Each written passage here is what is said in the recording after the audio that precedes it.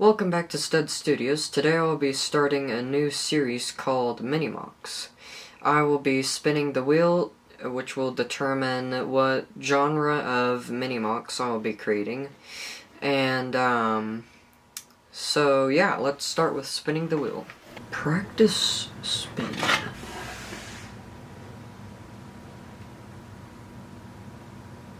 Huh?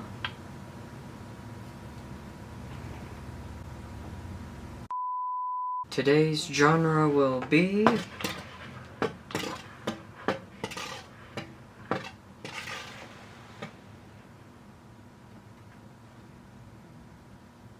war. Sorry, but we lost our footage for the time-lapse. So here's the finished mock. For war, I decided to go with Star Wars. It's right after the Clone Wars, when the Empire is taking over planets, but still using clone vehicles to do it. One thing I'm not very proud about this mock is the buildings that are in it. I could have done better, but I just didn't have a lot of time. But I did spend a lot of time, and I do think that I did a pretty good job with the vehicles. So let's review the vehicles. First, let's start out with the Imperial ATT. It was actually influenced by Republic Bricks, but the only difference, and I think its only flaw, is it has this on in the middle to make it where all of the legs aren't just the exact same. But other than that, this custom ATT I think is really great. It has movable legs, and it also has its cannon, its laser cannon in the front.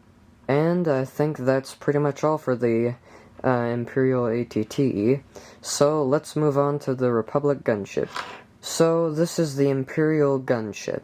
I really like how this came together. I really like how I added a back turret to it, and being the small scale that it is, it doesn't have the laser things that go off to the side, and it also doesn't have the forward-facing guns. So yeah, that's pretty much all for the Imperial gunship. So let's start out with the buildings. The first building to the left is really basic, as all of them are, but I had 2x2 2x2 blue tiles to break up the color, and also that same shade of blue for the roof. For the second building, it's a tan building, and of course I used bricks for all of the buildings, but I also used 2x2 tiles, 2x2 black tiles, to break up that color again. And also just your standard black roof. The next building is more interesting. Instead of just a flat roof, there is, I don't know what you'd call that on the top, but there's something on the top. And,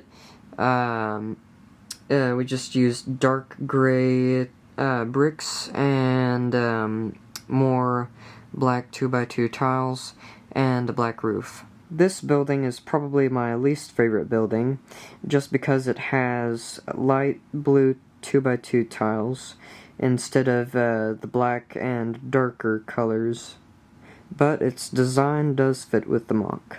And then our second to last building, the watchtower. It is a pretty skinny building, but it is the tallest building. Also at the top I used the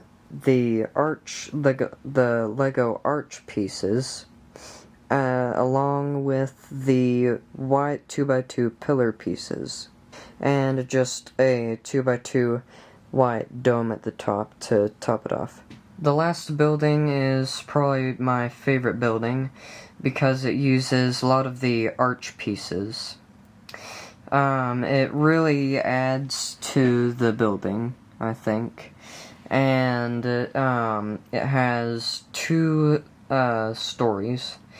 The one at the top is smaller, and at the top of that there's some more arches with another pillar that's sticking out of there.